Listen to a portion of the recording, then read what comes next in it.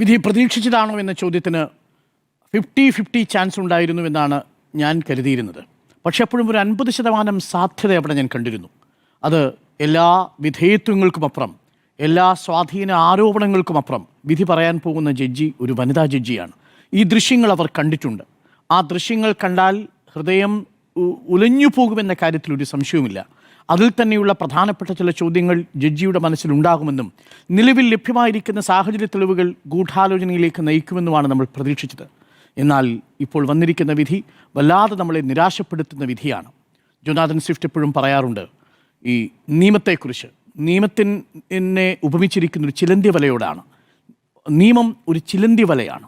ചെറുപ്രാണികൾ ആ ചിലന്തി വലയിൽ കുടുങ്ങും. വണ്ടുകളും പെരുങ്കീടങ്ങളും ആ ചിലന്തി വല ഭേദിച്ച് പുറത്തു പോകും. ഇതാണ് ജോനാഥൻ സ്വിഫ്റ്റ് പറഞ്ഞത്. യഥാർത്ഥത്തിൽ ഇന്നു സംഭവിച്ചിരിക്കുന്നതും അത് തന്നെയല്ലേ? 1 മുതൽ 6 വരെയുള്ള പ്രതികളെ പ്രോസിക്യൂഷൻ ചുമത്തി എല്ലാ വകുപ്പുകളിലും ശിക്ഷിച്ചിരിക്കുന്നു എന്നുള്ളതാണ്.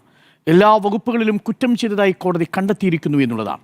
പക്ഷേ അപ്പോഴും ആ കുറ്റത്തിലേക്ക് പ്രതികളെ നയിച്ചവർ ആര് എന്ന ചോദ്യം നമ്മുടെ മുന്നിൽ ഇപ്പോഴും നിൽക്കുകയാണ്.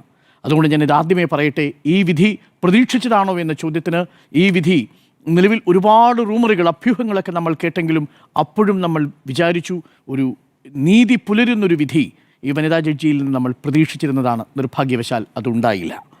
ഇത് വിധിയാണോ അതല്ല ഈ വിധിയിലേക്ക് നയിച്ചത് വിധേയത്വമാണോ എന്നൊന്നും എനിക്കിപ്പോഴറിയില്ല. പക്ഷെ ഒരുപാട് കാര്യങ്ങൾ അണിയറയിൽ സംഭവിച്ചിട്ടുണ്ട് എന്നുള്ള കഥകൾ കേൾക്കുന്നുണ്ട്. അതൊക്കെ ഇനി വരും ദിനങ്ങളിൽ പുറത്തു വരുമായിരിക്കും.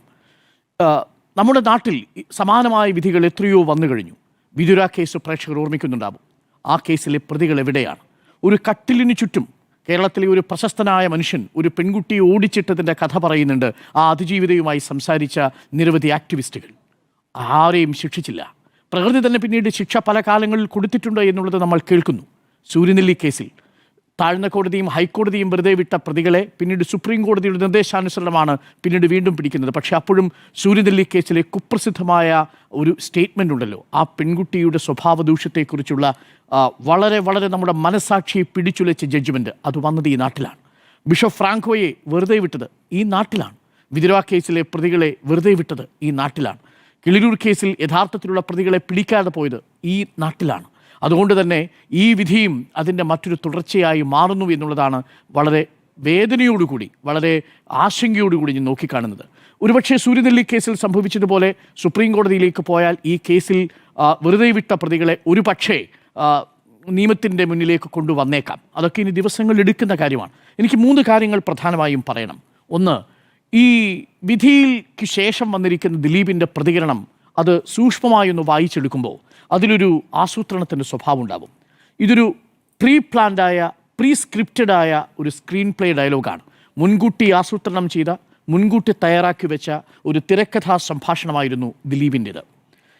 ടു കോട്ട് ദിലീപ്, ഈ കേസിൽ ക്രിമിനൽ ഗൂഢാലോചനയുണ്ടെന്നും ആ ഗൂഢാലോചന അന്വേഷിക്കണമെന്നും മഞ്ജു പറഞ്ഞതു മുതലാണ് എനിക്കെതിരെ ഗൂഢാലോചന ആരംഭിച്ചത്. അന്നത്തെ പോലീസ് ഉന്നത ഉദ്യോഗസ്ഥയും ക്രിമിനൽ പോലീസും ചേർന്നാണ് ഇങ്ങനെയൊരു നടപടി ഉണ്ടാക്കിയത്. അതിനായി മുഖ്യപ്രതിയെയും കൂട്ടുപ്രതികളെയും പോലീസ് കൂട്ടുപിടിച്ചു. പോലീസ് ചില മാധ്യമങ്ങളിലൂടെ കൂട്ടുപിടിച്ച് കള്ളക്കഥ മെനഞ്ഞു. ആ കഥ സമൂഹ മാധ്യമങ്ങളിലൂടെ പ്രചരിപ്പിച്ചു. പോലീസിൻ്റെ കള്ളക്കഥ പൊളിഞ്ഞു. പ്രീസ്ക്രിപ്റ്റഡായ ആരെയൊക്കെയാണോ ഈ വൈരാഗ്യത്തിൻ്റെ മുനയിൽ നിർത്തേണ്ടത് അവരെ കൃത്യമായി ഉദ്ദേശിച്ചുകൊണ്ട് സന്ധ്യ IPS, മഞ്ജു, ഒപ്പം ഈ കേസ് അന്വേഷിച്ച ഉദ്യോഗസ്ഥർ, ഈ കേസുമായി ബന്ധപ്പെട്ട് റിപ്പോർട്ട് ചെയ്ത റിപ്പോർട്ടർ TV അടക്കമുള്ള മാധ്യമപ്രവർത്തകർ, എല്ലാവരെയും കുറിച്ചാണ് ദിലീപ് പറഞ്ഞിരിക്കുന്നത്. നിങ്ങളൊന്ന് ആലോചിച്ച് നോക്കണം. ഈ വിധി പ്രതീക്ഷിച്ചതുപോലെ എത്രയെത്രയോ കാര്യങ്ങൾ നമ്മുടെ മുന്നിൽ സംഭവിച്ചിട്ടുണ്ട്. സിനിമയുടെ ഡബ്ബിംഗ് പൂർത്തിയാക്കി, വരാൻ പോകുന്ന സിനിമയുടെ എല്ലാ തയ്യാറെടുപ്പുകളും പൂർത്തിയാക്കി, എല്ലാ PR വർക്ക് ഏജൻറ്റുമാരെയും പണിയേൽപ്പിച്ചാണ് ദിലീപ് ഈ വിധി കേൾക്കാനായി വന്നിരിക്കുന്നത്. വിധി കഴിഞ്ഞ് പുറത്തേക്കിറങ്ങിയതും PR ഏജൻറ്റുമാർ പണി തുടങ്ങിക്കഴിഞ്ഞു. വലിയ രീതിയിലുള്ള PR പ്രവാഹമാണ് നമ്മൾ സമൂഹ മാധ്യമങ്ങളിലൂടെ കാണുന്നത്. തീർച്ചയായും അതുണ്ടാവുമെന്ന് നമ്മൾ പ്രതീക്ഷിച്ചതാണ്. കാരണം ദിലീപ് ഒരു നിസ്സാരക്കാരനല്ല. ഈ കേസിൽ പ്രേക്ഷകർ മനസ്സിലാക്കണം, ദിലീപ് എന്ന് പറയുന്ന ഒരു നടൻ മലയാള ചലച്ചിത്ര ലോകത്തിലെ സർവശക്തനായിരുന്നു. നിർമ്മാണ മേഖലയിൽ, സംവിധാന മേഖലയിൽ, ഒപ്പം സിനിമയുടെ എക്സിബിഷനുമായി ബന്ധപ്പെട്ട പ്രദർശനവുമായി ബന്ധപ്പെട്ട സംഘടനകളിൽ നടന്മാരുടെ സംഘടനയിൽ എന്ന് തുടങ്ങി സിനിമയുടെ A to Z-ലും ദിലീപിൻ്റെ സാന്നിധ്യമുണ്ടായിരുന്നു. അതുകൊണ്ട് വലിയ നെറ്റ്വർക്കായിരുന്നു. അത് അതിജീവിതയ്ക്ക് നഷ്ടപ്പെടുത്തിയ അവസരങ്ങൾ ചെറുതല്ല. അതിജീവിതയ്ക്ക് മാത്രമല്ല, അതിജീവിതമാർക്കൊപ്പം നിന്നവർക്കും നഷ്ടപ്പെടുത്തിയ അവസരങ്ങൾ ചെറുതായിരുന്നില്ല. അതുകൊണ്ട് തന്നെ ഇതൊരു പ്രീ സ്ക്രിപ്റ്റഡായ ഒരു ഡയലോഗ് പോലെയാണ് ദിലീപ് വന്നത് മാധ്യമങ്ങളുടെ മുന്നിലേക്ക് ഈ കാര്യങ്ങൾ അവതരിപ്പിക്കുന്നത്. യഥാർത്ഥത്തിൽ മഞ്ജു വാര്യരോടും ഈ നടിയോടും ഒപ്പം നിന്നവരോടുമുള്ള ആ വൈരാഗ്യവും വിദ്വേഷവും എത്രയുണ്ട് എന്നുള്ളത് വളരെ കൃത്യമായി പ്രതിഫലിക്കുന്നതായിരുന്നു ദിലീപിൻ്റെ പ്രതികരണം. യഥാർത്ഥത്തിൽ അതാണോ സംഭവിച്ചത്? കോടതിയിൽ വന്ന ഒരു മുഖ്യമന്ത്രിക്ക് ദിലീപ് തന്നെ അയച്ചു കൊടുത്തൊരു പരാതിയുണ്ടല്ലോ, പൾസ് സുനി എഴുതിയൊരു കത്തുണ്ടല്ലോ. ആ കത്തിന്മേലല്ലേ അന്വേഷണത്തിൻ്റെ ആദ്യത്തെ സൂചനയുണ്ടാവുന്നത്? ആദ്യം ഈ അന്വേഷണം ദിലീപിലേക്ക് പോകുന്നതും അവിടെ മുതലല്ലേ? അവിടെ മുതൽ ഇങ്ങോട്ട് ഓരോന്നോരോന്നായിട്ട് തെളിവുകൾ നമ്മുടെ മുന്നിലേക്ക്, ഞാൻ ഇന്നലെ പറഞ്ഞതുപോലെ കാലം തെളിവുകൾ കൊണ്ടുവരികയായിരുന്നു. പക്ഷേ ആ തെളിവുകൾ കോടതിക്ക് ബോധ്യം വന്നിട്ടില്ല എന്നുള്ളതാണ്.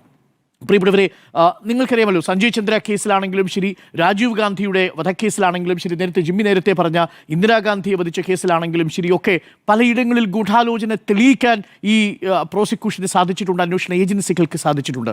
ഈ കേസിൽ പക്ഷേ നേരിട്ട് പൾസ് സുനിയുമായി ദിലീപ് സംഭാഷണം നടത്തുന്നത് ശബ്ദരേഖയാണ് പ്രതീക്ഷിച്ചതെങ്കിൽ തെറ്റി. പക്ഷേ എത്രയോ പ്രധാനപ്പെട്ട തെളിവുകൾ നമ്മുടെ മുന്നിലുണ്ട്. 3 ചോദ്യങ്ങൾ പ്രധാനപ്പെട്ടതല്ലേ? ഈ പെൺകുട്ടിയെ അതിജീവിതയെ പീഡിപ്പിക്കുന്ന സമയത്ത് അതിജീവിതയുടെ വിരലുകൾ അണിഞ്ഞിരുന്ന മോതിരം ദൃശ്യത്തിൽ വരണമെന്ന് നിർബന്ധം പിടിച്ചു ഈ പറയുന്ന പീഡകനായ പൾസ് സുനി. എന്തിനു വേണ്ടി, ആർക്കു വേണ്ടി, എന്ത് താല്പര്യത്തിൻ്റെ അടിസ്ഥാനത്തിൽ? ഒരന്വേഷണവും ആ ഭാഗത്തേക്ക് ഉണ്ടായില്ലല്ലോ. അവിടെയാണ് ഈ പെൺകുട്ടിയോടുള്ള അതിജീവിതയോടുള്ള മുൻവൈരാഗ്യത്തിൻ്റെ കഥ നമ്മൾ കേൾക്കുന്നത്. വിശ്വാസയോഗ്യമായ മൊഴിയായിരുന്നില്ലേ പലതും? 28 പേർ കൂറുമാറിയെങ്കിലും മുൻവൈരാഗ്യം അതിജീവിതയോടുണ്ടായിരുന്നു എന്നത് ഈ നമ്മുടെ മുന്നിൽ വന്ന പ്രധാനപ്പെട്ട കാര്യമാണ്. അതിൽ അന്വേഷണം എവിടെ വരെ എത്തി? Point number 2. Point number 3, Balachandrakumar അടക്കം നൽകിയ മൊഴികൾ എന്തുകൊണ്ടാണ് അന്വേഷണ സംഘം പരിശോധിക്കാതെ പോയത്? പോയിന്റ് നമ്പർ 4, എന്തുകൊണ്ടാണ് ദിലീപ് എന്ന നടൻ പൾസ് സുനിയെ കണ്ടില്ല എന്നും മുൻകൂർ ജാമ്യം എടുക്കുകയും പിന്നീടത് 2 സെറ്റുകളിൽ വെച്ച് ഇവർ കണ്ടു എന്നതിൻ്റെ തെളിവുകൾ പുറത്തേക്ക് വരികയും ജോർജേട്ടൻ സ്ഫുരം എന്ന സിനിമയുടെ സെറ്റിൽ പൾസറെത്തിയതിൻ്റെ ദൃശ്യങ്ങൾ തന്നെ പുറത്തു വരികയും ചെയ്തത്? ഇതുമായി ബന്ധപ്പെട്ട കൂടുതൽ തെളിവുകൾ പുറത്തു വന്നപ്പോൾ പരിശോധിക്കപ്പെടാതെ പോയത് എന്തുകൊണ്ടാണ്? അപ്പോൾ ഇതെല്ലാം ജഡ്ജിയുടെ കൂടി ഡിസ്ക്രീഷന് കൂടി ബാധകമാണ്. സാഹചര്യ തെളിവുകൾ തെളിയിക്കാൻ, ആ സാഹചര്യ തെളിവുകളിലൂടെ ഗൂഢാലോചനയിലേക്ക് എത്താൻ ജഡ്ജിയുടെ ഒരു മനസ്സവിടെ വേണമായിരുന്നു. അതവിടെ ഉണ്ടായിരുന്നോ എന്നുള്ളതാണ് ഏറ്റവും പ്രധാനപ്പെട്ട ചോദ്യം. ഒരുപക്ഷെ ഹൈക്കോടതിയിലേക്ക് പോകുമ്പോൾ കേസിൻ്റെ വിധി മറ്റൊന്നാകാം എന്ന് തന്നെ ഞാൻ പ്രതീക്ഷിക്കുകയും ചെയ്തു. ഇനി രണ്ടാമത്തെ ഒരു കാര്യം പറയാനുള്ളത് ഈ കേസിൻ്റെ അസ്വാഭാവികതയാണ്, അപൂർവതയാണ്.